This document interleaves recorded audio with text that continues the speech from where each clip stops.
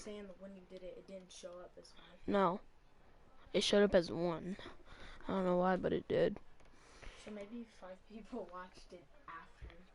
No, because as soon as I ended it and went on my computer and checked the live stream, it had 5.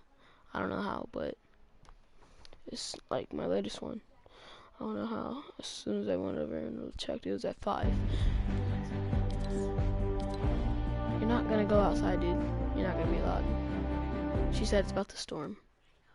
About the storm badly. I'm Team USA. Alright. Alright, bet watching now.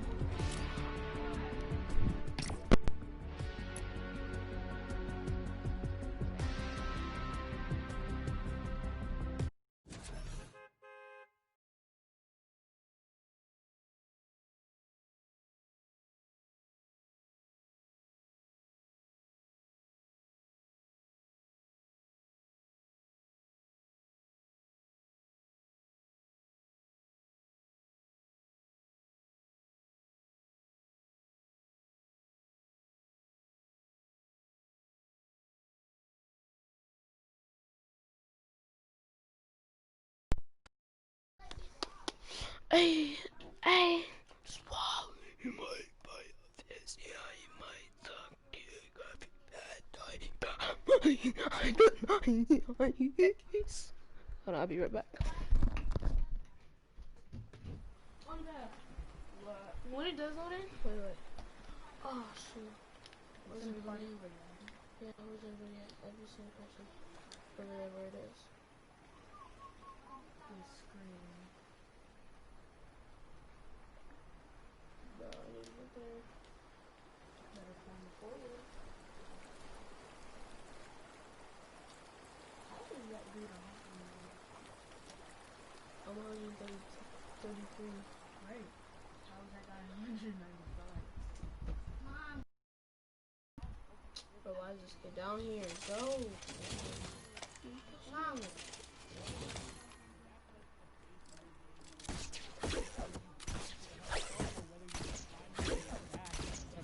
Unfortunate off-spawn elimination. However, Hid on the other side of it does have players nearby. Loadout not as great as what we just saw on Rezon, but someone that also did very well in the qualifiers. Came out, I believe, got a second place there in one of the days. He's got that Cyber Rivals territory, and he's looking. He's peppered up. He's looking for an elimination. I think he's going to be able to catch this play off guard. Snipe's going to come through. He's going to wait, and he does. Ardent's going to go down. Elimination comes over for Hid. Brilliant. Comes over for Hid. Brilliantly done there by Hen to set up that ambush on the side. We've talked about it time and time again, how you need to be careful, but in the early game in particular, it's so hard to really know where your opponents are, keeping track of them. If somebody does get that first shot down and you're not able to react, it can be game ending. And going out there in 96 is so hard, a 0-point game, and now you have to sit back and watch everyone else have fun while you're sitting there waiting for the next game. As now we hop on board, and Candy, who's going to be in the exact same situation as Milan, turns that one around. And someone who's really been playing a lot better as of late, Clay. This grand final, so got a Lost Milan and Normal Milan, but both of them have been playing very, very well and have consistently been making it into that top 25. It seems like almost every single qualifier, so it's really good to see consistency being rewarded, especially with the way the format is. The format rewards those high-placing, high-consistent games, so if you're able to get to top 15, top 25, top 10 every single game, you're going to start to make your way to the top of the leaderboard. And that's what the goal is for the end. We talked about so much yesterday how it's, hey, top 25 is all that matters. Well, here, everyone wants to be number one. You have to walk away with that top spot. It's a solos competition if you want the grand prize in the Axe of Champions and all the clout that comes with saying, hey, I am the best player in my region after the weeks of qualifiers and then coming down to this. And Mr. X, who had a beautiful run yesterday to even get him here. The miracle back-to-back-to-back eliminations, but now under pressure from Rifle, going to get in directly on top of him, but sticking straight to the AR spray. He didn't have a shotgun. That's what we talk about. Those early game fights, he just had the assault rifle and the SMG, opting to stick with the AR, and I think that might have been the wrong call, as the SMG could have offered him slightly more damage in that situation, but Rifle comes through and punishes him. And it was such a close call. That Siphon was just the difference maker once that elimination came through. You see now on another engagement, it's between Wolfies and Maestro. Maestro running off this side on the front foot. The pedal is down. Maestro wants to just continue to push down. Shots go through. He's going to break through the wall. And Wolfies is going to go down. That was a huge pickup there from Maestro Wolfies, who was the second place finisher in the duos of the World Cup. We've seen him play so aggressively, the young player from the UK, but when he's put on the back foot, it can be a little bit challenging there. Maestro did come through, got dropped down to 48 HP, but don't forget, in arena and tournament settings, there is that siphon enabled. That means when you eliminate an opponent, you will get either 50 HP or 50 shield back, depending on which one you end up needing. It prioritizes health first. And then they will also drop all of their materials, all of their loot, and an additional 150 materials, so an extra 15 builds that you can go over and sweep up. That ends up being really key, particularly in the mid and the late game now, as we're on board here with a Ventex who takes 2 really big shots and is put on the back foot. He is, but luckily enough for him, Crash does not have any shield pop. Now, it's not going to be as good as he is going to be finding time to get those minis in that big shield pop. And Intel over there needs to find an aggressive push into the box and needs to catch him off guard. If Ventex is not able to get this medkit off, this does not look well for them. But it seems like the medkit will be popped, so he does get back to fighting HP. Under 15 HP is enough to withstand some shots. As Krez is now on the back foot, that's exactly what he needed to do. He needed to turn that defense that he was waiting on into that offensive moment. And now Krez is in a very bad situation. 6 builds remaining, no HP to really work with. He's going to have to hit a really big charge shot there. Dana coming through, not going to connect on these shots. He goes in the box, but Krezis hits the shot, and that's another elimination for him. And you talked about it. He needed to hit that big charge shot, holding it up and punishing the player. And particularly when you see 2 players box to box fighting with charged shotguns, it's really difficult if you're not able to get that finishing blow right away, like No Luck Nebby does there, finding Kira to close out the fight, because you can have. Oh, Nebby, what? Don't even forget my point there. Nebby showing the power of the hunting rifle, showing up, catching 2 players on the outside. However, look in the bottom right-hand corner. A 3rd player is now rotating by. So can Nebby get all of these resources and get out without getting engaged on? But those are 2 monstrous shots. He's got to feel confident there, and definitely not living up to his name. Plenty of luck going on.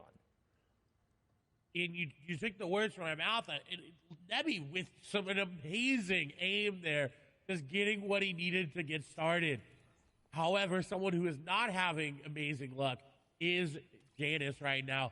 134 effective HP. It means he fought either off spawn on rotation. Now he is going into the orchard, which does allow him these campfires and the apples that drop that give you 5 HP per consume. He's going to be in a good spot. He's able to really farm up. But Janice drops Steamy stacks. And look at his medal count. It was only 97. Amount of Steamy with only 97 medal is not what he's used to, and this is definitely impacting his game plan. Yeah, and it's going to be tough there. Also, tons of players will know where he is, stoking that campfire, putting off the smoke signal. You can see him, those apples dropping, but instead opting to burn the extra wood. Good trade-off there and good awareness of where he was on the map. However, you do see Spen is lurking and trying to catch out the FNCS Invitational winner here. Janus over on the side, and he does. He gets him real quick. That's the problem. Again, we talk about it, the hunting rifle on the side. If you're not ready for it, it can be a game ender right there. You get caught out farming. And honestly, I think that's a little bit on Janus there. You don't want to be on the edge of the zone and caught gaining materials. Like, yes, you did just get in. You can feel safe. You're back up at that 100 health, 100 shield threshold. But you have to know other players are rotating from that side and going to be behind you. And Spen is actually going to get harassed there as he tries to rotate out. We're going to hop on over to a 3-way fight going on over here. Oh, and now already down to just 2 players. Controller getting into the boxes and getting the shots, picking up 2 eliminations back to back. Flecken gonna fall there, and these are what you need to do in solos. You need to get into the box and you need to finish the eliminations quickly, because like we saw, if you come and you fight and you box fight and you build fight, and more people are going to come and they're going to realize that, and you are going to fall. So very good play there from Controller.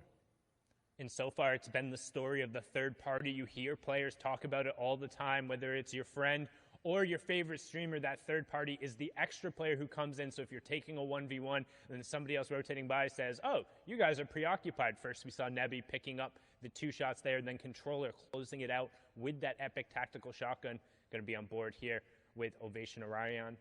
We've seen him pull off a number of plays, but again, really good at kind of those ambush-style tactics, as you can see here, trying to set up a little bit on this player who's rotating in front of him. You can see the map in the bottom right-hand corner. That is the next storm zone revealed, so you can see we're pulling a little bit central. We're just kind of south of the authority, or just over the authority, with a little bit of a southwestern side there. So most of the players will have time. The Slurpy Swamp players will have tons of priority, and Storm Surge has just turned on, which is something you might not be familiar with if you're watching there. So Storm Surge is actually on in every game, but is only activated when you're above a certain number of players left. That number of players for the third zone is 70. So with 83 players currently left, 13 will be impacted.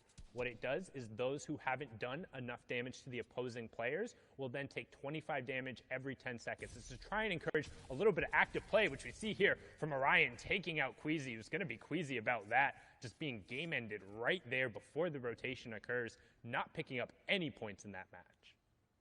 And what a smart play. He went in different angles and didn't just crash pad off the top, because he knew Queasy would have been expecting that, and found an angle, got in the box, got the elimination. That also, with Storm Surge, it causes people to make plays like that. Arion may have decided that, you know what, a couple tags were good, I'm good to go, move on. Because I put him pretty high up in the Storm Surge, but he didn't want to take the chance. He wanted to make sure he was above at least 100 damage on the threshold. So he decided, I got to go in, I got to get in the box, because when Storm Surge starts hitting you, nobody's going to let you shoot them. No one's going to let you even look at them. They're going to be sitting in their boxes. They're going to sit there and wait and not even open windows, not even make any movements, because they know, hey, that guy's getting hit by a big purple lightning bolt. We can't attack him. Well, all of a sudden Phoenix is actually going in, but maybe a little bit of a misplace, he gets eliminated. Gets punished right away, and Tigwe has everything you could possibly want for a box fight there. I mean, just look at the loadout, having the epic tactical shotgun, the epic burst AR, crash pads, plenty of shields. So Phoenix might have felt a little pressure to go in and create some space, but Tigwe punishing very succinctly there, as now we swing on board. Milan, Seventor, Kiko, and Anas all directly on top of each other. You become legends. Anas has played incredibly well. Clement also joining in on the party, and this is what we talk about, that Storm Surge. All the players who below, Anas being one of them, are going to be forced to find tags. That damage is going to start coming through. He's going to need to convert on it, and he converts brilliantly there, picking up Supremacy's Clement in number one elimination, and also closing in on that first placement threshold, Clay. It was such a beautiful play by Anas, because he knew Clement had that bush. He said, you know what, he's going to go for the pickaxe. I'm just going to go ahead and edit that wall out so he can get the initial shot, and that got him the elimination. That initial shot there gave him the damage just to follow up with another tack shot. And with that rare tactical shotgun, it does a lot of damage if you're able to hit all the pellets, and that's exactly what he did. Now, on his way, he got the pepper placement threshold, just came through as well, and now he's moving in. He's got a very great loadout to secure himself a very good placement here. And we know Anas is very, very capable, like you talked about, and he's already stalking another player. He's looking to take down AX Controller. Yeah, and that's Controller 007 from the FNCS Invitational. We saw him have a number of really solid performances. Still need 3 players to go down from that Storm Surge threshold, but Anas just trying to kind of follow in this rotation path, get as close to center of zone. So if you're kind of new to watching competitive Fortnite, joining for the first time in Party Royale or Twitch or YouTube or Twitter or WatchFortnite.com, what do you care about as you're watching this game as Anas will take it down, or what are you looking for? Mongrel and Thomas HD also picking up eliminations to put us below the Storm Surge threshold. The first thing is whether or not people are picking up eliminations. You can see that to the right of the player's name, that's right next to kind of the little mark there. And that will represent 1 point every single time as they go through. Additionally, you're worried about them picking up placement points. In this format, the first one occurs after 25 players have gone down, then the next one occurs after 50 players have gone down, then it's every 10 and 5 players. So when somebody ends up falling in 41st or 31st or 26th, that's a huge changeover. But now, during the middle part of the game, as everyone's rotating through, what they're looking to do is establish space for themselves, make sure they're safe, and then find tags so they're not threatened by that Storm Surge that we were talking about ahead of time. As now we hop on board here with MCSX Squeezy, who has placed top 25 in 78% of his games this FNCS, best in the EU, and that's something to contrast with the fact that he also plays really aggressive in the early and the mid game. If he gets caught out and he's able to convert, he's had some of the highest elimination totals throughout the entirety of the FNCS, Clay. And I was going to say, I'm surprised he's not going into this player's box that's literally just fishing in front of him. Someone else tried it, and he's waiting.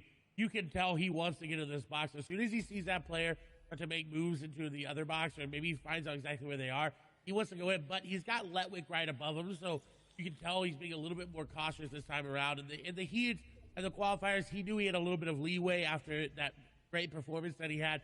He was able to play a little bit more aggressive and still get top 25, which is insanely impressive. Now, the biggest impact of the game right now is going to be this kit Shockwave launcher in Thomas HD's inventory. He's already got the elimination because of it. He's also already near the next zone. He doesn't have to rotate very far, which is really good for him because he only has 94 materials. He only has 94 materials, and he's right by the priority on high zone. This is the 4th zone, which means it's the last safe zone that's completely inside the current safe zone. After that, the 5th one will be the half in, half out, which kind of signals the transition into the end game as Thomas helps end Sebi's game there. He's going to be sent back and have to queue up after that, and Thomas hits him with a favorite emote. Hey, if you got that emote and you're in Party Royale, mimic it right now. Let Thomas know you're with him and sending him the aid because he has a really good shot to ride this game out with where he's positioned, because after the 4th zone, you don't want to head super central. So all of a sudden, if that half in, half out zone pulls to the south and is on this high ground, and he has all the Shockwave launcher plus a launch pad plus the Mythic Charge shotgun, it's going to be really difficult to force him out of a priority position. He's going to be somebody to watch over the course of this game who's going to impact the other players around him.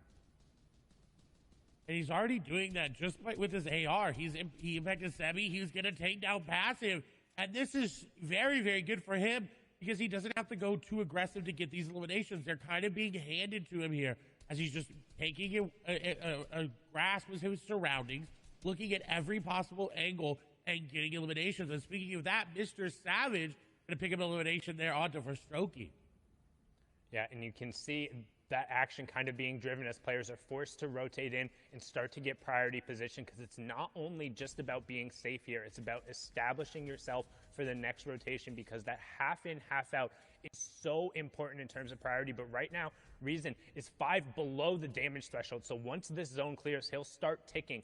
You want to keep an eye on the top left and then the bottom right-hand corner. That number will need to drop down to 50 players before Storm Surge turns off. And if anybody we're watching is below the threshold, who finna win? Taking that 25 damage every 10 seconds. And Reason just able to get himself above it with a nice tag there, and he's starting to get aggressive. We talk about the utility of the crash pads. We saw it in the package beforehand, and Ball and Child talked about how good he can be aggressive on the low ground, and he gets Heatsy there, which is a huge elimination as well, because he pulled that half in, half out zone we talked about. Everyone who banked on it being up on the high ground saying, hey, if it pulls up here, I can win the game. Well, they were wrong. It pulled away from them, and they'll be the ones who have to rotate as we hit top 50, meaning Storm Surge turns off, second round of placement points goes through, and everyone is going to be rotating now. And you saw Savage just waiting with that edit open. He was looking for any possible angle to pick up an elimination. Lois as well. He's kind of fashioned himself a little bit of a base here that's got these pyramids edited in a nice way so we can see down on players rotating. And this is where you want to be. If you do pull half in, half out, you want to be looking for players. You don't want to be exposed because obviously that you could get sniped like Flois might do here. Some people, Mongrel picks up an elimination as well, so he's still here in this game and still fighting as well. As Lois is trying to snipe somebody out of the sky and was not able to hit it, but a valiant effort. Valiant effort, but just a little wide. Might have given him a haircut, but not going to connect. No Storm Surge tags in play there as we see Kami pick up a huge elim. Flo's trying to get involved here, finds the first tack shot, gets the second onto Vadil, who had picked up Savage. So Savage, again, going down early, only picking up an elim and the 2 placement thresholds. 3 points for him there. As we continue through, you can see Flois and Scribs still in. Keelix as well. Skype, one of the now veterans, and they call them boomers in the lobby. 3 players in EU are 20 years old, and that is the oldest players who are in the match. But Skype has been around and qualified for nearly every one of these finals. But we're hopping on board here with Quartz Froggy, who had an absurd, just absolutely gross run in heat number 2 to qualify himself, pushed himself, I believe it was like, I think it was like 19 or 20 points in the final game to get here, but so far quiet on the day. No eliminations, but a decent loadout as we now transition into those fully moving zones, which means all the safe zones are outside, completely away from the current one, and everyone is going to have to move if they want to avoid that storm damage. And luckily for him, it seems like it's pulling towards him, so he doesn't have to invest those crash pads right away. He can look for eliminations, as you see sitting in the cone, allows him that opportunity to find these rotations as well. You see just bouncing away through the crash pads, doesn't have to worry about it. A squeeze is going to fall there in the feed. That's an important one to note there, because we talked about it, we hyped him up, falling down before that 40th placement threshold as well. He's not going to end on a lot of points. The question is, how many points can Froggy end up on? How many points can the rest of the lobby end up on as this game continues to go on? We see Kiriachi, we see Mongrel, we see Letwick there in your screen as well. And Froggy looks to have taken high ground with that. The shots go through. He's going to get that player down in low HP. It's Cammy going down. What a huge pickup there by Froggy, but he's not done yet. There's another player on the other side. So he does disengage, so he does have mats to build around with and to just drop down layers if he wants to. It seems like he's content on focusing around high ground. Yeah, and Benji and Hen also picking up a pair of elims there in the feed as we close in on the next placement threshold. It'll be top 30, and then every 5 players going down. Storm Surge will also turn off his top 30, and we're closing in on it. There it is. Scouts picking up a pair to make sure he gets there. That's Adian and Diablo, who we saw yesterday going down. Thomas also goes down, and then Become Legends Rifle picks up Benji Fishy. Deceptos ends up getting Skite as well going down there. Lecce picking up Styler, but we're still on board here with Quartz Froggy, and we saw how much work he can do on the mid-ground tarp here, and he's continuing to run through with that charge shotgun, picks up Scouts as well, and we're in through another placement threshold. So this is what happens as we start getting in the moving circles. All the action for us, so keep an eye. Flois all the way up on the high ground. Kiko has priority on the low ground, and then everyone else is the tarp in between. But Hen and Reason are still up on the mid-tarp. I think Flois was able to pick up that shockwave launcher from what it looked like. He may have used a crash pad to take it, but Mongrel, I believe, going to fall there on the backside. Rezon still in this game, getting eliminations. Hid, thing on 4. Crash pad will come out here for Hid. He does have a lot of materials left. Carrot picking up 3 eliminations there on the backside. As shots come through on the Hid, he is going to be able to block it off, and the capitalization there on the Snazy will be good as he realized already losing HP. Kinsel going to take down a player there as well. Anas going to fall. Lois does have what it seems like a crash pad to maintain high ground, but Bad Sniper coming up. Decepto's coming up as well. Everybody is coming up for high ground. Rezon just trying to make it through. And everyone pushing for the high ground right now, but not necessarily paying attention to what's going down the low ground where people are cleaning up on eliminations. You have Flois in your top right, Froggy in your bottom right, everyone else on the wide. You can see Flois is up on that ultimate high ground. Deceptos in hand down on that low ground with Rezon just above them. Froggy waiting for his opportunity, but keep an eye on the number of builds because we're getting down to the final one. Flois going to pick up an elimination there, and he's doing a really good job at just maintaining that high ground control as we're closing in on our top 5. One more player will go down, and then it's all about getting to the top 3. Boom, we have it. Letwick, Bad Sniper, Froggy, Hen, and Flois, top 5 in game number 1. And Flois looking to close it out 4 eliminations, but Froggy down below, you cannot count him out yet. He is right there. If he takes down Flois from below, that'll be so huge for him because he will get that shockwave launcher, get that mat refresh. Letwick's very, very low. More likely going to be edited down. The shots come through, but no, Flois going to be one to take him down. Froggy gets down Hid. In the meantime, 1v1, Froggy versus Flois. The shockwave launcher up above. Froggy trying to dodge him. Flois sending him down. He's trying to, but he's running out of mats. 15 builds remaining, and Froggy does not look like he's stopping anytime soon. Going out in the zone, taking some damage. Going to shockwave himself down. Little Mitro classic. The shotgun does come through. The shockwave is going to send him flying. Shots come through. Flois is going to get the beam, and he takes down Froggy for the victory royale. Really, really good job from Flois executing on the top-down push with the mythic weaponry, but more importantly, showing the versatility of that shockwave launcher, launching himself down and then finding a gap to launch the opponent out, tracking him, and picking it up with the AR. Match number 1 is done. Fury Flois taking home the victory royale, but we'll see where the leaderboard shakes out. We're going to toss it back on over to Zeke, Shio, and Balo. Man, a strong start here in EU, really coming out with a nice flow. Flois finding himself the victory royale. Guys, this final fight between Froggy and Flois, both players walk into that 1v1 with 5 eliminations. The elim and the victory royale is going to be that 4-point swing.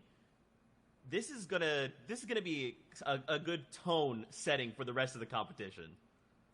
We saw it in every region, right? 1 point matters, and that's a 4-point difference for that win and the elim. The coolest thing, though, to me was the versatility for Flowis and how he was playing every single engagement differently and using his entire kit to be able to hold first overall in Europe right now.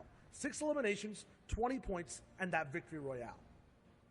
Yeah, but there's also other people lurking near too, and with only the first game, don't forget there's 6. People are starting to establish themselves. I see Hen in 3rd place right now with 15 points, a sign that he could actually be on that hot streak. Hen, a very hot and cold player. Letwick, though, played significantly well yesterday, and he's there again in towards the top placements, and also with a couple elims to put himself in 4th place, but Kinzel too. And then the rest of this, I think, is kind of maybe a little different than what we might expect in towards the end of the day. You have Carrot, you had Decyptos, you had a Nas. I mean, there are some of these guys who have the potential to win for sure, but I don't know if that's quite it yet. Yeah, I think at the top, I mean, obviously this is such a strong start. 20 points for Flowis. Now, he's off the line, but he needs to take that next step and turn this into a full-on sprint toward the end. Is this the momentum he needs to do this, though?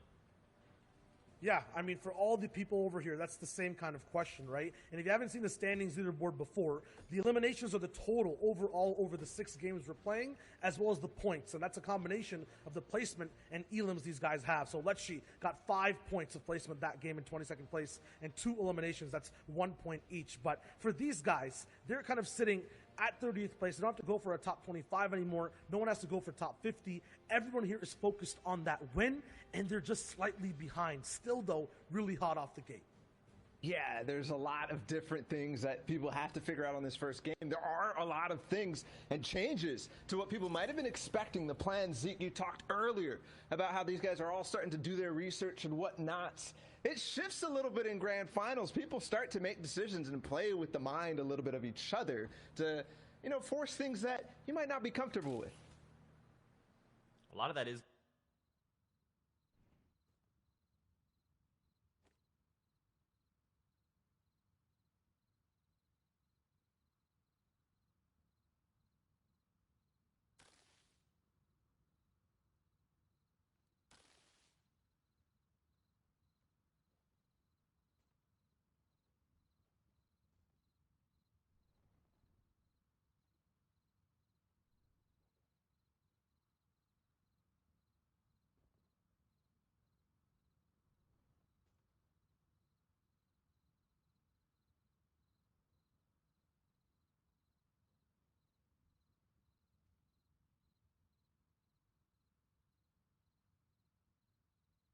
I play, and theirs. I mean, it always starts from the early game, right? Just in general, the entire tournament, from game number 1, your mentality is set in if you do well, if you do bad, and now everyone has different expectations. If you're like Flowis, you're at the top spot. You guys mentioned it. Now it's a game of endurance, of holding it and not faltering when things go bad. And in the grand finals, we have seen tournament after tournament. Being uncontested increases your chances of winning tournaments by tenfold, if not more than that. So being uncontested means you have nobody landing with you. You might be familiar with landing in a hot spot. You don't want to be doing that in grand finals or in set lobbies at all. Yeah, the opposite of that is contested when someone is there. And Mr. Savage and Noah Riley are side by side at the yacht on the northern side of the map. 2 other big names all the way at Slippery Swamp, Kiriachi and then Benji Fishing.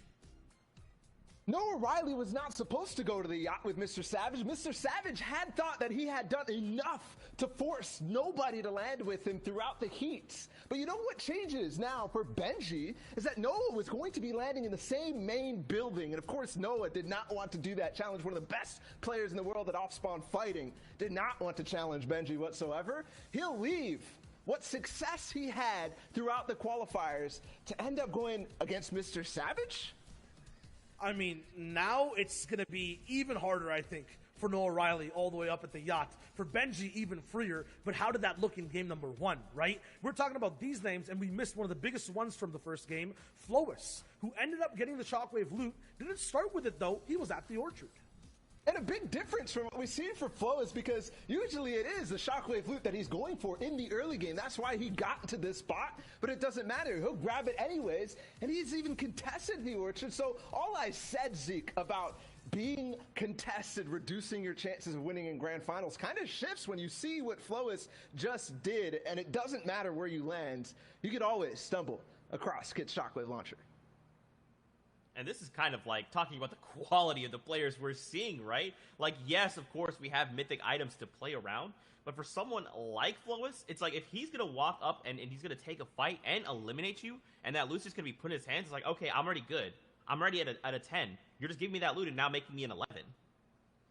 Yeah, and also to think about other people who usually have that opportunity to make it through. There was a lot of the big names. I mean, Janice fell off spawn, which you did not expect for him landing at Steamy Stacks with two players who play kind of passively in that. He got sniped. There was also a number of different people who fell in the mid game.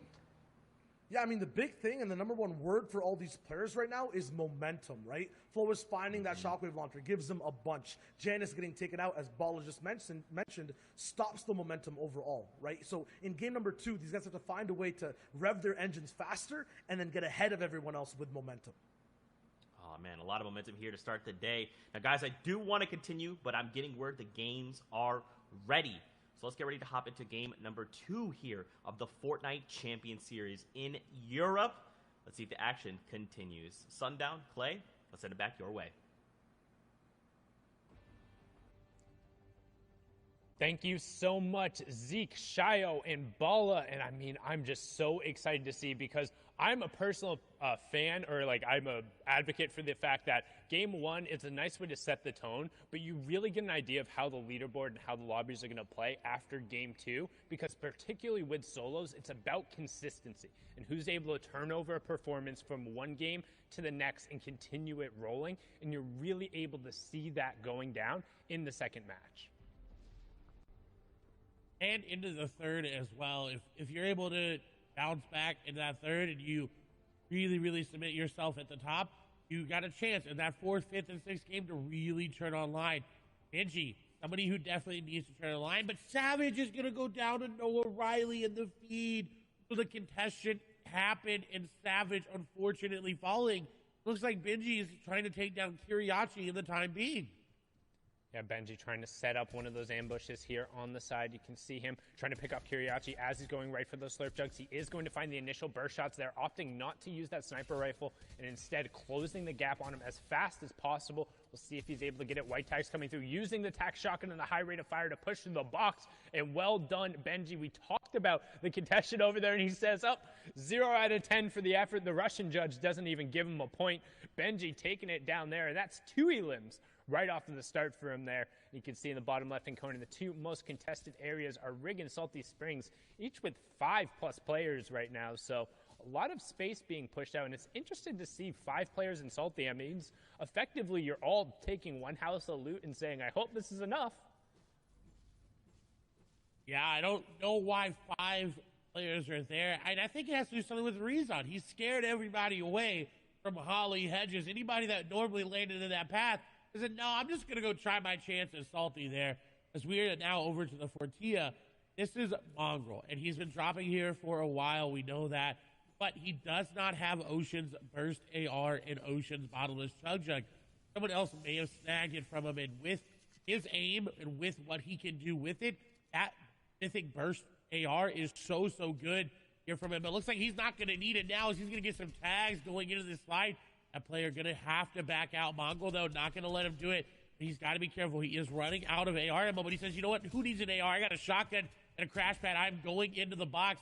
He is going to miss the jump a little bit, almost deploying a crash pad there, but the continued pressure that he's keeping up is trying to keep this player from going any higher. And it's Smudge just trying to get away. He's got a little sliver of HP, but Mongrel going to get in the box and do that Mongrel classic and get the elimination.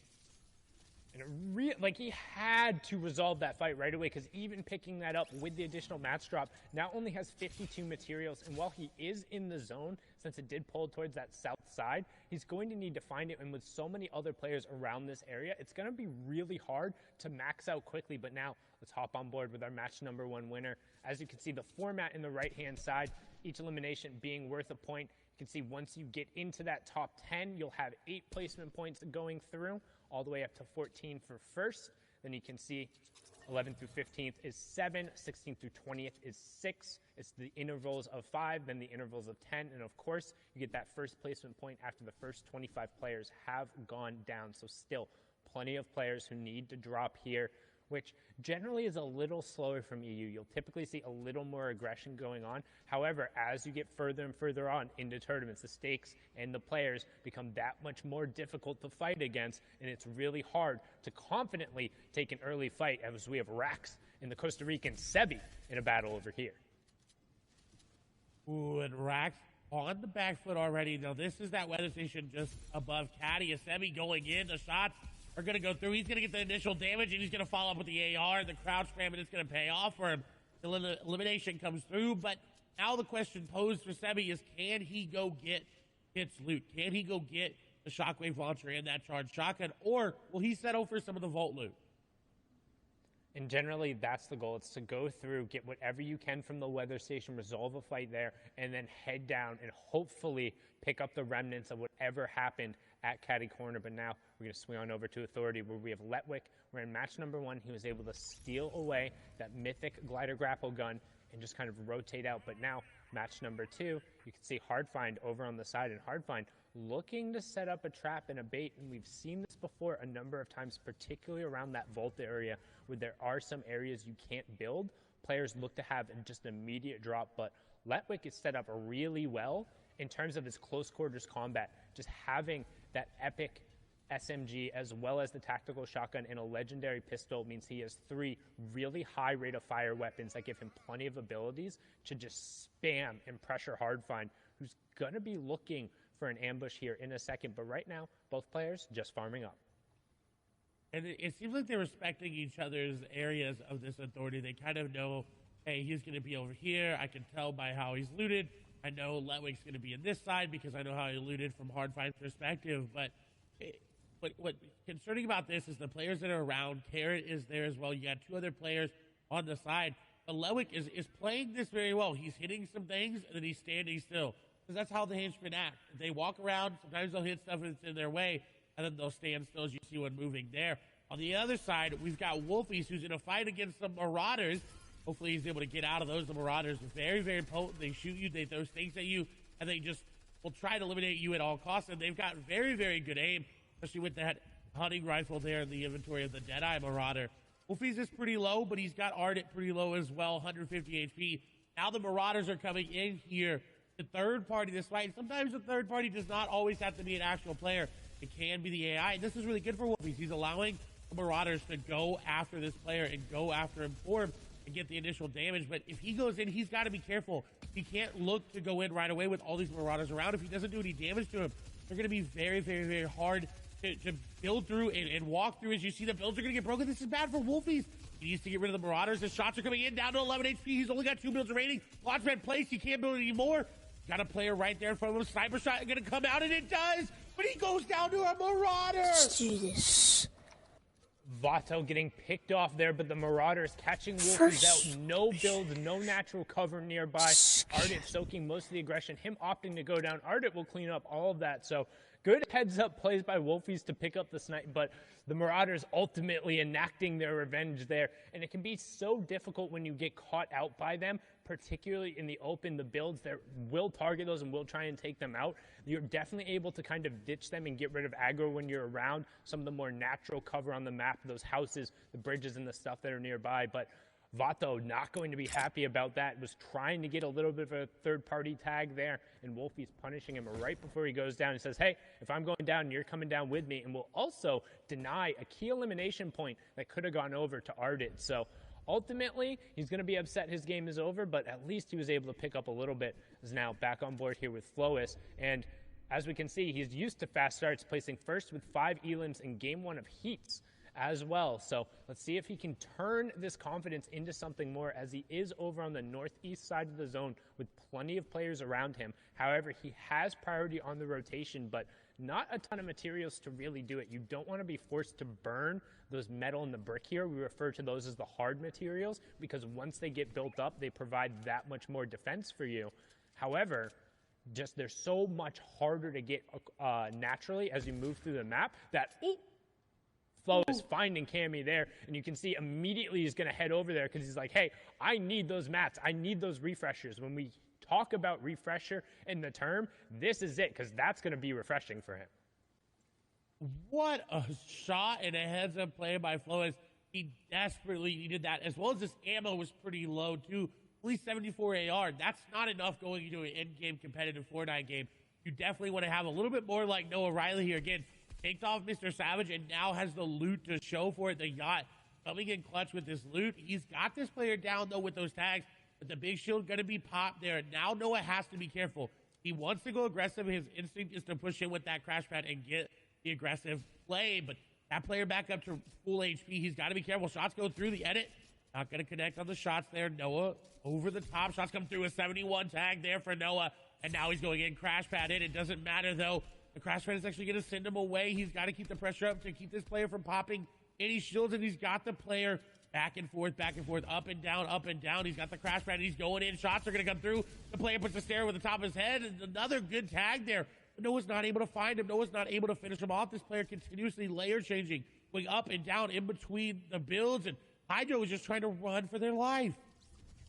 Hydro trying to put as much distance as possible, and unfortunately going to go down there. Good job for Noah Riley on the chase. We talk about how important it is to resolve fights, particularly because you don't want that opponent burning those resources, because when you do take them down, they'll drop them there, and you want to get as much as possible. You can see Noah picking up all of the minis there. He's back up to 6. Good job. Still has 4 crash pads. And one thing you'll note in particular when you're looking at these mid-game fights and what you should be keeping an eye on. Anytime a player has crash pads, that will enable them to push into boxes. You've seen it in 2 different ways, both from the top down, where they throw it against one of those cones because it lets them fall in. And then a perfect example, thank you, Ross Orange, for showing it right there, winning the fight against Hardfind very closely with 6 HP. That's the horizontal crash pad, where you line yourself up on the corner of the walls, you throw it against that corner, and it'll end up landing right behind you, and it pushes you forward into the box, but it won't affect the other player. So it allows you to line up your shot ahead of time, and most times it'll also put you behind them, so they're not able to play defensively, as Orange trying to play defensively here, but Bafo just comes in and says, hey, you didn't have enough time to reset and get your shields up. I will take all that loot. Thank you very much. And that's the dangers of taking a mid-game fight, is that if you take any damage, you're going to get third-party. Players are going to recognize that shield crack sound, and they're going to move in. But on the other hand, look at Lewick. He took that fight, got out, and now is on the move. But Carrot is setting up an ambush, and the shots coming through. Lewick has been cracked. Look at the box separation that he just did there from Carrot. Going to tie him time to pass him, and he's the stare with the top is not his. He does get a nice layer change coming out and above, but he doesn't have enough time to pop the big shield. He's just looking to try to pop another mini, and he does get it off. And now he's looking for a shot. He needs to put the pressure back on to Carrot, because if not, then he's just going to keep running around, and Carrot's finally going to be able to get a shot on him. And Carrot decides, you know what? Not worth my time, not worth my materials, not worth my HP. I'm going to disengage. I'm 50-50 on that. It felt like if Carrot had kind of kept pressing, he might have been able to pick up Letwick, particularly because, look at Letwick there, only 20 total builds coming out, but that also means if you are able to take him down, you're not going to necessarily get that much back. You'd only get the 35 total, and it's really not going to be that beneficial unless you're able to rotate cleanly off of it. Both have the crash pads, but now you can see fight going on here between Diablo and NXS. Zandy on the back foot here, and Diablo trying to push forward. Somebody we've seen had the capability of playing aggressively. He is above that Storm Surge threshold, so just trying to hunt this player and doing a good job of keeping Zandy on the back foot. Does get the cone replaced, owns both, edits back under. Zandy able to replace that stay there, so Diablo just going to reset for a second, make sure he's still back up at near that 100-100 threshold, and then Zandy going to go down. So good job making sure he picked that one up. Zandy was below that Storm Surge threshold. Diablo will see that coming through. The Storm Surge will tick that over. So that's what we talk about right now. You can see on the right-hand side, Diablo is currently 130 damage above. Zandy was below, which means he takes that 25 damage every 10 seconds. And it also signals to Diablo, hey, I can just tag this guy up and then wait, because any damage he does for to that player, as long as they go down within a minute, he will still get credit for that elimination. He will still get the point. Then he can go over and safely pick up that loot. that is another aspect of competitive Fortnite that everyone has to think about. That Storm Surge, it plays a factor into so many of these players' games. Sometimes they forget about it because they're pumping, they're rolling, they got their mats, they got their ammo, they got their builds, they're in zone, and then they're like, wait, I didn't tag anybody this game. I got to look for tags. Frenzy Fishy on the other side, above, and a good amount above. If you're about 100 to 150 above, you're looking at a good spot. As shots come through, he's going to take advantage and find swaps with one AR shot. That is what you needed. We saw Thomas H. do that in the first game. Just find any sort of elimination that you can, far away or up close. Don't even have to risk yourself getting tagged up for it. Beautiful elimination. Yeah, but you notice how he's doing that behind a cone and editing a single wall. That's to avoid all of those hunting rifle headshots that we've seen come out time and time again. You don't want to get a game ender looking for some of those tags to make sure you're safe. But that being said, when we talk about tags and going through, that's generally meaning you're looking for long-range shots, not with the intention of actually trying to eliminate the opponent, but just doing some damage so you're not threatened by the Storm Surge, as Flois ends Froggy and puts a prime example of why you need a cone in a window and to limit the number of angles you have, because so many of these top-level players will be carrying those weapons, particularly in EU, that is known for their snipes and hitting their shots. Well done from the game #1 winner, who's continuing to roll with the momentum here, boxed up next to Ardit, passive over the side, as we're transitioning now into that mid-game kind of territory, as players are starting to get closer and looking for priority in terms of zone number 4. What an elimination. He needed it too. He only had 2 hunting rifle shots. That first shot needed to hit. He didn't really have a chance to follow up if it didn't. Very heads-up play by Flois. First place, taking down second place. That's pretty good for your mentality. Even if he goes down here and be like, hey, I took out my competition, so I know I'm pretty secure there. But we're still pretty early on into the games, so you can't really do much with it. And it's important to note when they stress during the top of show how every single interaction matters. Right there, Flois eliminating his direct competition right now, the player who is closest to him, who's able to pressure up. That means if he's able to build up a lead now, it's going to be that much more substantial, because effectively he's eliminated one of the players who can threaten him the most, as now we're on board here with ADN. We saw him have an amazing run yesterday, pushing in. Right there, you can see the Dorito edit being taken down, and that's such a good push. Fastroki was looking to set up a crash pad there with that edited cone in his box, but ADN dropped in and then occupied the space, stuck to the AR, and then just used the weapon to close it out. Well done getting a key pick there in a mid-circle. And he desperately needed. His mats were not looking good. Still are not looking good as well. So he's going to have to find another impact elimination along the way, as we're on board here with Ardit. Again, mats are not looking good. Now, there is a player's loot there in front of him that he more likely got the elim from. He's not actually prioritizing picking it up right now. It seems like he's just looking to build and then go for the loot. Mr. X is nearby. Benji's nearby as well. Hardest in an awkward spot. We've got Scram in this game here as well. Handy, passive, slick. A lot of players still alive. 61. When we talk about Storm Surge, this is a threshold where it's 50. 11 players need to go down. Darda makes a heads-up play to get a box, and Crash Pad's going to come through, but that's bad for him. Unless he hits the shot. Shots come through, and he does. Maestro going to go down the aggressive play, not going to be rewarded. And Ardit will be rewarded for his passiveness. Yeah, and you can see the reason why so many players are fighting right now, both that Storm Surge and trying to get priority. We talk about 4th zone. Look in the bottom right-hand corner. Everyone is looking to box up and stake their claim on as much real estate as possible for when that half-in, half-out reveals. You don't want to be sharing a spot next to somebody as you go to rotate, and they're looking to clear out the players nearby as Ardit picks up Flois there. So 1 and 2 are down. That's going to open up the leaderboard. Tons of players will have an opportunity to charge up. Eyes are now on Hen and whether or not he can kind of extend his lead out there, as Ardit also picks up Lechi. Mongrel getting scout there in a brilliant job, because he's now cleared out all the players on this tarp. In that next, the half-in, half-out, the one before moving, is pulling directly over to this cluster of players. So Tayson, Benji, Keelix, Wyzip, Mr. X will all be over there sharing the half-in, half-out with Ardit. They all have priority on everyone else who's rotating into the zone. So they're going to be fighting among themselves to make sure they're safe and not going to get ambushed, and then swap over to what Tayson's doing now and looking to catch the players, burning their rotation, burning launch pads and crash pads, trying to get into this zone. And this is very lucky for Tayson, because again, express the amount of builds in the inventory. He only had 54. That is not where you want to be for this end game. So he has to find an elimination to get to these moving zones effectively. He does have the 6 crash pads, but when you start to use those crash pads, you start wasting those builds as you box up, and he needs to find somebody. As shots come through, he's not going to be able to beam people out of the air just yet, as we do see Nebby unfortunately falling, but he did get that top 50 placement threshold, which is what a lot of people are playing, that consistency. Hey, at least I went down inside of that. Tayson, however, is looking to get aggressive, and I believe that's on, I think this is Benji. I'm 97% sure Benji is right nearby. If Benji makes the wrong edit, he goes into a box that's not his. Tayson is going to go aggressive. You see the big shoulder is going to be popped. Edit's going to come through. No crash pad in. Shots coming through. And Benji's going to go down. Tayson going to take him down.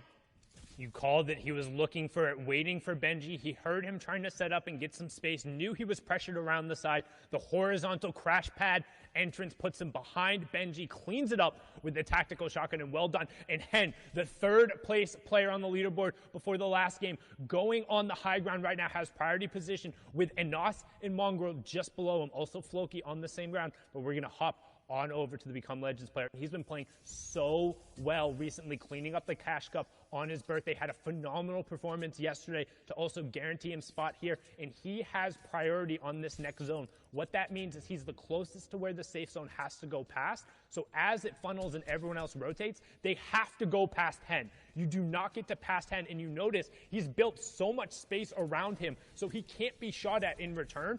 All of these shots are completely safe, so anything he's able to convert on will turn into points for him here, as another placement point does take over. Now he's not shooting through that wall. That is just one of the graphical issues with the replay. He's picking up tags, but now you can see setting up a crash pad, going to use it to go on the rotation late, and he picked up a key elimination onto Wyzip there, as we have our top 35. And it's such a key elimination because he gets Jules' glider gun, and now he's got free rotation everywhere. He could win this game based off that elimination. It was such an impact elimination, but he's being a little bit too greedy on that zone. He did get tagged up, but he's still good. Rotation coming in. We do see Safik going down, and rotation X Squeeze went down as well. So a lot of the big names are out of this game, but Hand looking to keep his stream alive and take down one player who landed right on top of him. That was a very, very heads-up elimination onto Pablo, but he's not that healthy. He has those minis in his inventory, about 126 effective HP. He needs to find another one. He needs to find the outside. He can't be in this cluster. It's really weird to take the grapple gun and then immediately go into the middle, because you don't really have the ability to utilize it, and that's what we're looking for, getting towards the outside of the zone so he has more options there. Anas, teammate up on the high ground there, but this is the solos competition, just playing for the same org. You have Gamers Origin, Deceptos there on the middle as we tick over top 25. Another point going through. Anas running through the high ground. Reason still in the match, and you can see Deceptos picks up Ardit there as top 20 ticks over. Another point going through, and right as I say it, this is looking like a Become Legends top 15 right now, as they have 3 or 4 players still up, but Deceptos trying to find the space, finding a good job, tarping his way through and making sure that he owns all of the builds on this level as we close in on top 15. Bad Sniper missing out on a key placement point, and Deceptos looking to try and find a pick on this Crash Pad player, doing a good job to deny the rotation, finds a tag, but not able to necessarily convert it. So many shots, but no elimination coming through, and he has to find that. That's such a key pickup. Inside the top 15 we go. Can he chase down this player? And he finally gets it. That snipe going down, but Hen is still up, picking up Orion as we get into our top 10. Deceptos is going to have to make a play as it's going up a little bit of an incline. You see it. The old builds are there as well. Hen is going to fall. Slick going to fall in tandem. Top 10 placement points being missed out by both of them. That's a huge boost as well. Deceptos able to hold on. There's a player on the other side. Shots are coming through. He's getting the tags, and he does. Frenzy Fishy is going to go down. Deceptos needs to get out of zone, though. He is sitting and ticking. He doesn't have any floppers. He's looking to get in, and he does, but a shot comes through. Floki going to be the one to take him down, and now 2 eliminations here for Floki. The player right on top of him. He's got to be careful. Shots go through. Back into zone goes Floki. Ticking down very, very low. Now inside of zone, he's good to go, but this is looking really, really rough. He doesn't have floppers. Mr. X is going to go down. Stacy going to be the one to do it.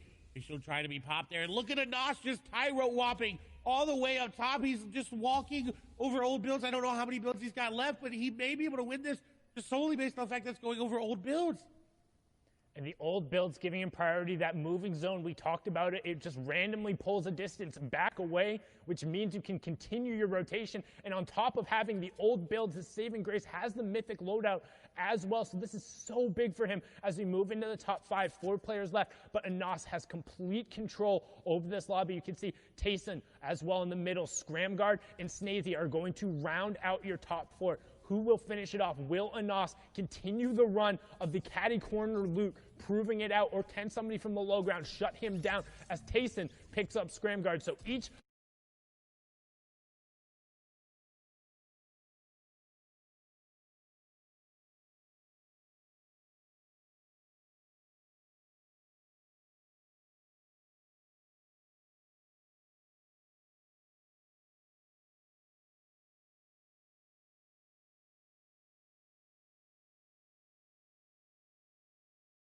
pop, and he did do just that. The victory royale gonna be nice. I think may be able to move into first place after that game just on the number of points and the eliminations, but we're definitely gonna need the analysts to break that one down, so we're gonna send it right over to them here in a moment. Thank you guys so much. Great cast here in game number 2 of Europe. Anas finding the victory royale there. Mad props to him. Now here's the thing though. Tayson, another big name we're used to seeing. We keep talking about the quality of players. This is someone who is coming in strong. Ends that game in 5 eliminations. Had he picked up that BR, that 4-point swing would have actually moved him higher up the leaderboard, and we'll see that as we take a look at the standings and look at who is currently holding down that number 1 spot. Usually who ends up winning the game is always at first. That is the same story here right now. BL Anas all the way up top. Victory Royale, 7 elims, 28 points. But what happened that game was a bunch of eliminations from top players, changing the standings from 2nd all the way to 10th. And there's BL Hen in 2nd there. Somebody definitely to keep an eye on because he plays 4th in the first game. Not necessarily the biggest boost in points this game. Other names too, Desitos, who's the king of placing 5th place. The French legend who came out there in the Invitational starting to rise up. But then Tayson, Zeke, you mentioned him. Getting that 2nd place will boost him way up, but he could have done more. Reason still stays around the 9th place mark, but still improves at least in this game. And there, we move on over. Letwick, Scramguard, Bad Sniper, Kinzel, Mongrel, Carrot. I mean, look at all these names. Thomas HD, Floki, Frenzy Fishy. There's so much heat coming off of the grand finals right now. Every single person could walk away the victor, and especially when we're this tight, and we still have 4 games left to go, boys. Anything could still happen. There's all these guys at the top making these power moves right now. You're saying look at the names. I'm looking at the points too. You're mentioning that it's tight. It's like a 2-point difference between everyone. They are neck and neck. Become Legend Slicks is here too. Twain's are Deets. Like, all these guys are playing so well, but they're playing well while others are too. And no one can really break away. Benji, who we're used to seeing in the top 10, at 24th. And from what I'm seeing, he's having good games still. It's not enough, though, for that number 1 spot. It's kind of another kind of slow start for Benji, which I think some people are maybe starting to get a little used to. He always rises at the top, but that might be a sign that it's back to, the old Benji of Grand Finals, the one who does get good performances and is in the top 10, top 15, very solid out of 100 players, but not quite that win that he's looking for. And together, guys, we got to talk about it. More of these powerful plays coming out of these impact players, making what they need to happen, really manifesting this win right here, right now. Yeah, Grand Finals is all about power, and it comes in many different forms. We're starting off with how power struggles on early games off-spawn fights, and Noah Riley, Mr. Savage, they had a big battle down. Noah showed that he was more powerful. And it's all because Benji scares Noah into going somewhere else, but into somebody who might end up struggling because of it. Benji, though, saw a sign of weakness, and because of that, he will pounce, try to grab more space. Kiriachi looking in the background, and Benji knows, and he will hunt. This is one of the best players at fighting in the early and mid game, and Benji is not scared whatsoever. Got power vacuum basically here over at Slurpy Swamp, and Benji gets in the box with style, breaks through, hits a big shot, and shows his power afterwards as well. And is that show of power, is that show of confidence something that we're used to seeing out of Benji? I say yes, but it might be overconfidence as he pushes a fight against one of the best players in the world. Now we're switching over to Flois, and for him, it's a shift. Yeah, for him, he was holding power in game number 1, continues to, dropping down Froggy, who was in second place on the leaderboards at the time, but holding power sometimes comes with a cost. He loses it over to Advise, and we see one of our new players who are in that second place slot. Second place for Hen after a very good game number 1, and follows it up with a pretty decent game number 2, a 10th place for him, but a couple of elims to boot. And that will put him where he needs to be if he wants to grab that crown at the end of the day, the ultimate sign of power. He falls in 11th, but that's at least solid enough.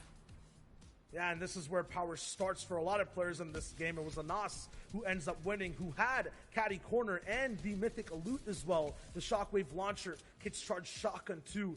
And he just made power become his tool in this endgame. He became legend incarnate, literally just personifying the organization he's on and using this entire endgame as a playground, bouncing people up, shooting them down afterwards. Look at that two-piece right there. Anas looks so dynamic, and yes, we saw Flois with the hunting rifle. We saw him with the charge shotgun last time, but for me, it was Anas's gameplay, his creativity that really separated him from the pack and showed us his use of power.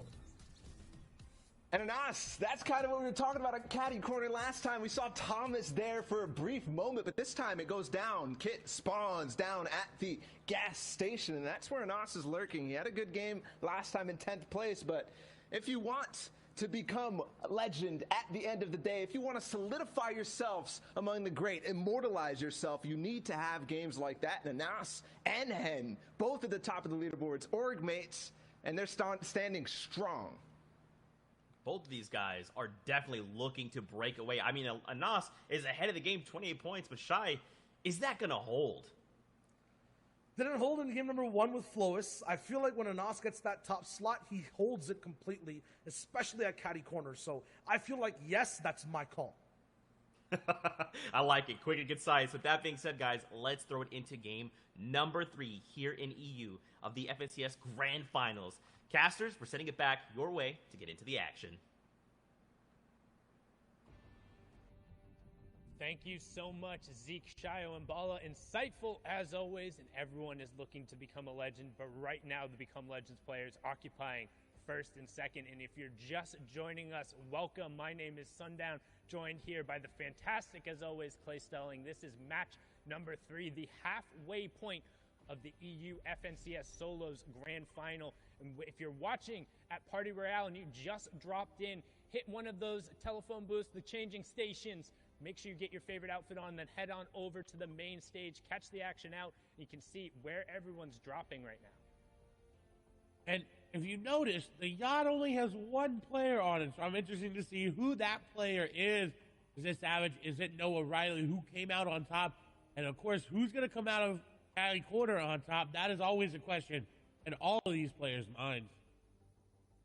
Right now you can see cutting over the top of the lake, but switching over to Anas, who's landing over towards the weather station side on Caddy. You can see looking to figure out if he's going to be able to go through, pick up any amount of that loot, drop down into this area, see what's going on.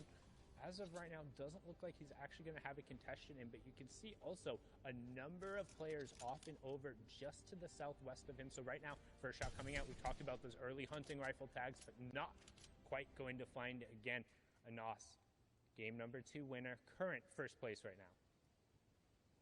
And he's in a very good spot to keep that first place, but Hen right behind him. We've got to keep our eye on that elimination feed for that come up as well. If Hen, only 3 points behind, is able to make a play to start to make the ground up, is Vadil going to get some nice shots there. The Doug Splashes, though, are going to get that player up. The nice edit is going to drop the player down. The edit around as well. He's got him boxed up, but the fish is going to escape as Vadil looking to crash pad on in, using the jump there.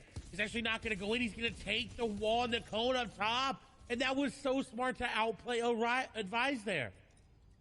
Well done picking up Advise there. We talked about kind of the different types of crash pads and then the variations you're able to use. Him jumping up prevented him from falling in. So then when advised when to exit the situation, got picked up, but now over to Slurpy Swamp. We watched this fight happen last time. Benji aggressively pushed Kiriachi, saying, no splitting going on here. This is my side, but Kiriachi now Hey, looking Batman to be skin. the predator instead of the prey and closing in on Benji as he's hitting the slurp barrel. So wants to kind of resolve this beforehand. And now box to box, how do two of the best players in the world close out this box fight? Do they look to take each other on, or are they just kind of trying to disengage the situation? Right now Benji's saying, hey, I need more mats if we're going to go toe to toe.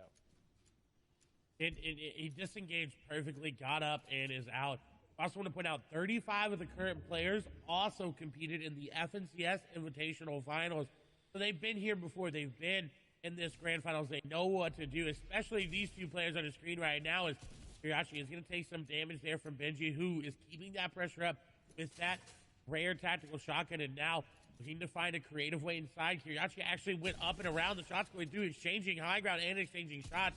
As Benji takes a nice tag there on the Kiriachi. He still has yet to take any damage himself. Kiriachi is still pushing. This is exactly what we expect from him. And Benji baiting him to drop down.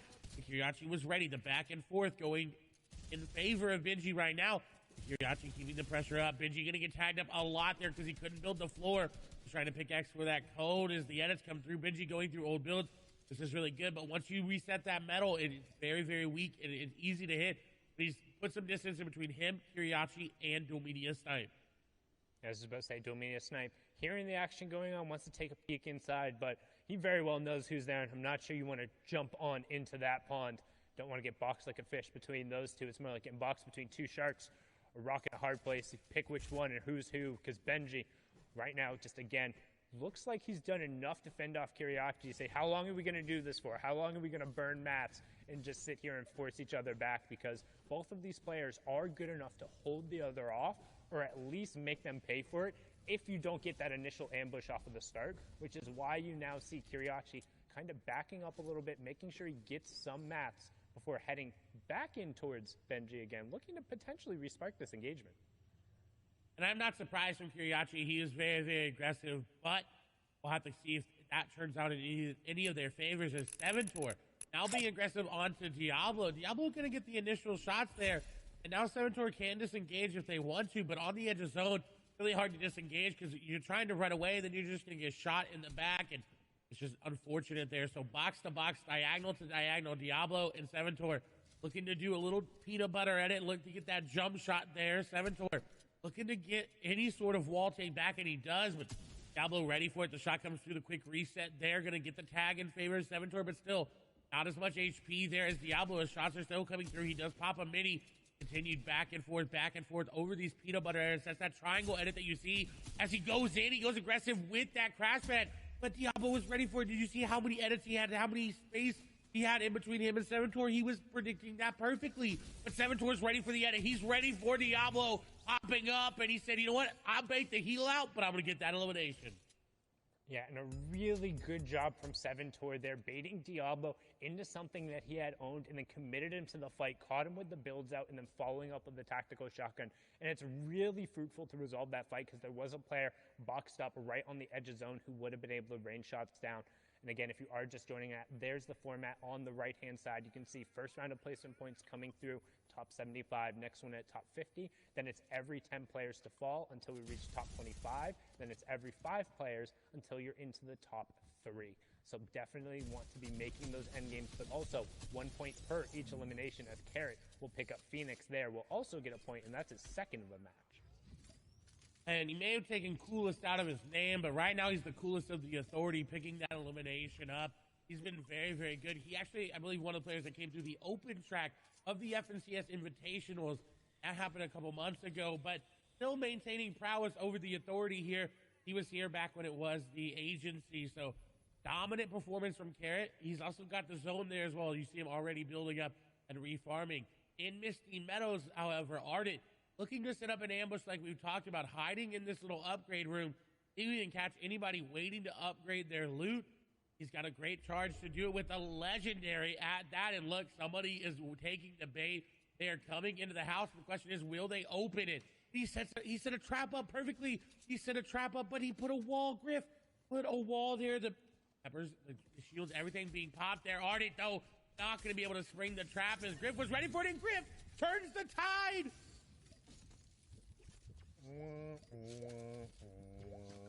Sometimes you set the trap and the bait, but turns out you are the bait and you don't reel in what you want. That's what we talked about. He was looking for a slurp fish and instead pulled one of the loot sharks there. Griff turning it around after a rough game number 2, getting eliminated pretty much basically off drop.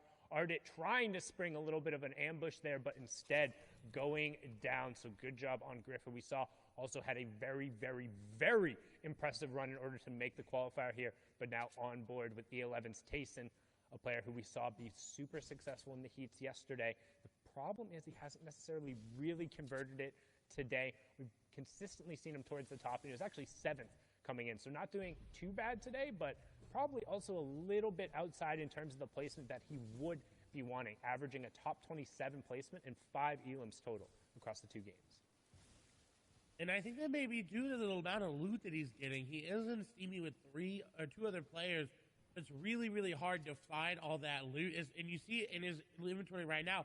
He does have crash pads, but that common AR is not going to net you a lot of eliminations. He's going to have to find a way to upgrade that, whether that be through an impact elimination or finding one naturally, as it seems like this is the open side of zone, and that meaning there's not that many people all around him. He's got a little space to work with there. Someone who doesn't have that much space is there's a lot of players nearby. Bad sniper. He does have 15 points, a decent first couple of games, but not where he wants to be. There is a player nearby. He's got to be careful with the snipe, and if you don't have it, he's going to turn the beams back onto him, but not going to hit it. He is only 22 above Storm Surge, and that is nowhere near safe, as you see it already ticking down to 19.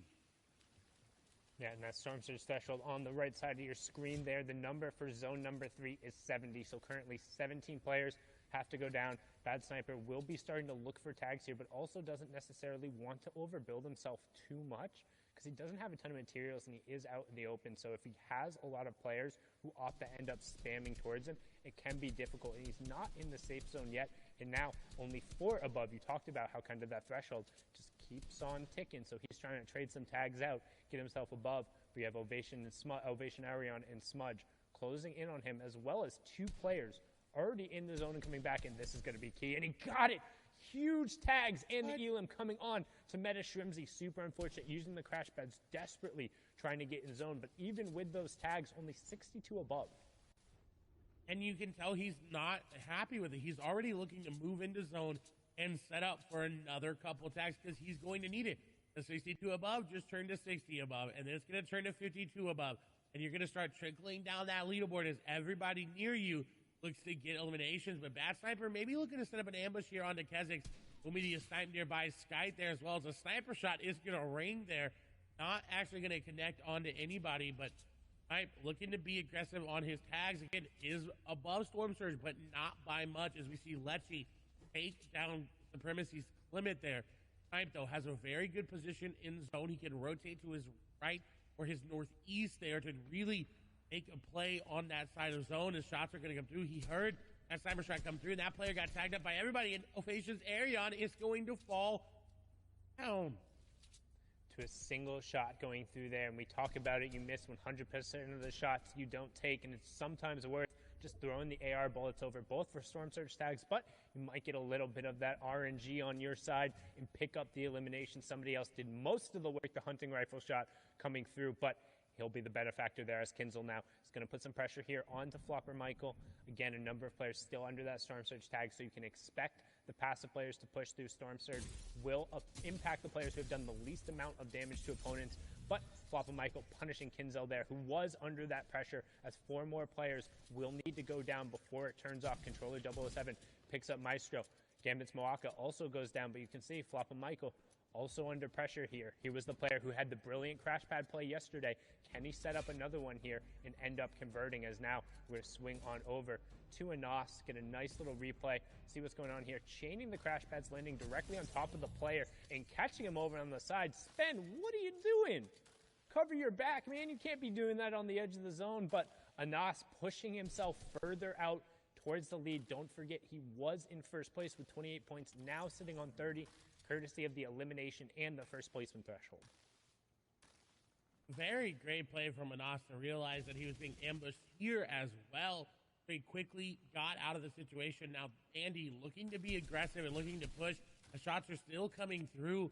Anas continues his dominant solo performance. He plays 16 in the solos FNCS Invitational and 9th in DreamHack. And he's recently been turning online, you know, in these last couple of months. It's been really great to see him come into someone who could become a legend, especially after being picked up by that organization. With this disengage, though, it nets him a lot. He's able to refarm some of this metal as well if he wanted to hit that fence there. Refarm a lot of this wood as well. Benji picking up an elimination is good for him. But Anas, while he was in a good spot, now he's getting pinched by these players. And I believe he also had a pretty solid performance at DreamHack Anaheim, flying out to that land and making it to the grand final there, but now hopping on board another player who was there. Bad Sniper, though, under pressure from Atlantis' Lecce. Trying to get in the box. Bad Sniper disengaging. Does have plenty of shields and floppers if he can make the space. However, now in the zone, and that's a 2-tick zone that as soon as it passes over and it closes, it's going to go to a 5-tick zone. So Bad Sniper is going to have a lot of the pressure here in terms of having the chug splashes and having the floppers compared to Lecce. Don't know his loadout, but doubt he has as much heals as that and going to be punished there. Yep, no additional white heals coming out, so the Siphon really beneficial for Bad Sniper there, and he has a relatively clear path to the zone now. You can see on that bottom right-hand corner, only 1 or 2 players who are going to be in his way. And that's always unfortunate, is getting eliminated in zone as you're just trying to rotate through. As Anas doing the same. He's got white heals, but it's only in bandages, and he is popping them this time, but he's got to be careful. This elimination will net him so much. It'll give them loot, and if that player has any white heals as well, it'll be so good. As Andy is staying more healthy than Anas, the zone, once it closes, like you said, 5-tick, and now it goes down. Shots are going through between each other, and Andy's got that flopper. He's going to be able just to outlive Anas here unless Anas makes a play, but no, Anas going down, and that's number 1 out of the game. Anas being taken out there, the pressure from the storm, the 5-tick zone. Andy eating all the cabbages, knows exactly where they went, directly into his stomach there. Also has the floppers and the bandages as well. So I'm actually going to argue that he should have used the bandages there and allowed the cabbages to tick himself over the top, but instead going to pop that flopper, going to limit some of his mid-game and later game options there, but opting for safety is now swing on board with reason. Relatively solid performance, was in 9th coming into this game, currently sitting on 18 points, and has a decent loadout for the end game. However, a long rotation he's going to have to make here, Clay. And he has no crash pads and only 1 pepper. He's going to have to get creative with it, whether it be third-partying this site. We did see Scram fall. Rezon just going to hop in, and that's going to be PCH, who is not expecting it. You have to reset those walls. You cannot afford to make those mistakes right now. This is grand finals in Europe, the most played in region, arguably the most aggressive and most talented region as well. If you are able to convert on elimination, please do everything possible and make sure you're safe. It's all about covering yourself up afterward and allowing yourself to be in a position to continue on in the game, and Reason is so good at capitalizing on others' mistakes. Now notice, built up on the high ground, use those hard materials to make sure he's established and safe, but for Strokey, trying to encroach a little bit on this real estate, and that's the fights you're going to see. Reason opting to drop down and just return to his safety as everyone else is going to rotate into the zone. This is zone number 4, so priority positioning is going to be towards the outside. We're going to be keeping an eye on who ends up going towards high ground and then who is slaying out on that low ground. Easy able to make it here. Another player able to make it into this end game is going to be Savage. And with that off-spawn elimination on the Noah Riley, I'm assuming with that elimination there, Noah Riley went down early. It's got to be Mr. Savage taking him down. But as you see, that is coming through. Nice and pick up there by Savage, but someone trying to capitalize on him. Shots coming through. He's going to pick up a double. Heat's going to go down. Queasy going to go down. The pressure's not done yet. The crash pad's coming in, and the crash pad master, Mr. Savage, going to be able to pick some up there. And he's ready to fight. He's ready to go aggressive, but someone on top of him, going to be Bad Sniper there, trying to box right and box the box. Seti there as well. Savage really needs to make a play to get out of this. Going up into an old build will get him out for now. And what a phenomenal heads-up play. That's what you do when you get elimination. You realize there's more players nearby you, and you take them out as well. And Exqueezy picking up an Elim there. I believe that was on the Keelix, but we have our top 50, so Storm Surge turning back off. Second placement point going over, and don't forget, this is game number 3, so we're about to be at the midway point. This is a fantastic opportunity with a NOS down for somebody else to unseat him and become that front runner. And we talk so much about momentum and whether or not you can hang on and whether or not you can get running. And Froggy, a player who thrives on momentum, finding a key elim there on the backside of the zone, using the launch pad, and then getting in on the priority. Half in, half out, now closing in. After this, it will be all moving zones, so it's all about making sure you're safe, finding rotations, figuring out whether or not you're able to get to that next zone, and then trying to punish players around you who aren't doing it as good as you. Lewick looking to capitalize on someone not paying attention to their wall. You see inside the cone, just sitting there waiting. He could crash pad him. We've seen it before. We saw it go against Benji. There's Hidden. He's going to fall as well. Hidden goes down. What a big elimination there. Another player near the top of the leaderboard going down. Safik falling as well. Lewick is dropping down, though. He knows there's players riding below him, and he wants a piece of the action because he's only got 53 builds. He definitely needs to find something. His ammo lacking as well. 5 shots with that charged shotgun is going to go through in an instant in this end game, so he has to pick up an elimination. He also does not have priority on rotation as it's pulling away from him.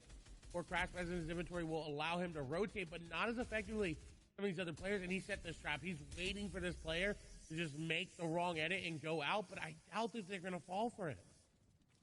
Well, he's waiting. He does have priority on the zone. There's a player right next to his box. I wasn't sure if that player was on the cone. He finds the 83 tag and then follows up right away.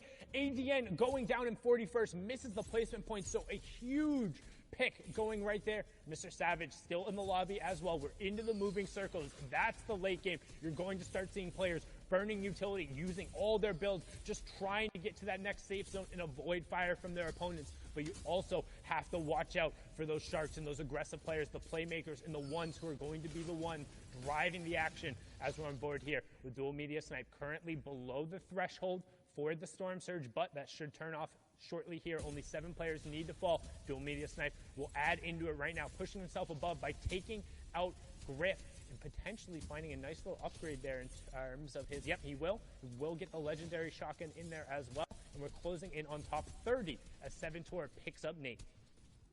And with Snipe's inventory, he had 7 crash pads. This is what you want in this meta. You want to have as many crash pads as you can. As bad Sniper is going to be caught trying to take a shield. Bongo's in this game. Xweeze is in this game. Lewick is in this game as well. We have yet to see Savage go down. Flo is in this game here. Rifla as well. 2 eliminations, 79 builds. We'll see if he's going to be able to get any more.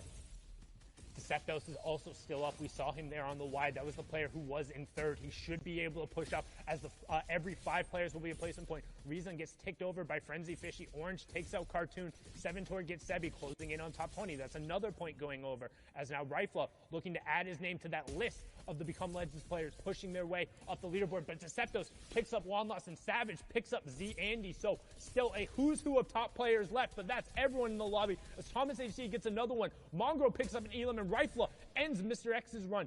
Skype also getting orange. 2 more players will need to drop before we close in on that top 10 as 7-Tor also gets Mongrel. But the question is, who's on the high ground and is there caddy loot? And right as I say that, Thomas HD with that mythic shockwave launcher. Can we make it? 3 out of 3. Rifla though, bottom right hand corner of your screen. Dual Media Snipe, top right hand. 5 elims for Snipe, 3 for Rifla. Thomas on the high ground and the wide on your left. And Thomas using it so well, but Rifla is doing just as well as he's being aggressive there on to players of leave. That's going to be a squeeze in the box as he is going to get the elimination there. Thomas may have the high ground right now, but Rifla is putting on a show. Snipe as well, 5 eliminations. Ludwig going to get taken down there by Fadil. I'm going to take down another one as they're going up the mountain. He's reloading that shotgun because he's going to need it as crash pads going through. 6 eliminations there for him, 4 for Rifla in the bottom right. Thomas still on the high ground. We're going up a mountain. Keen needs to get up.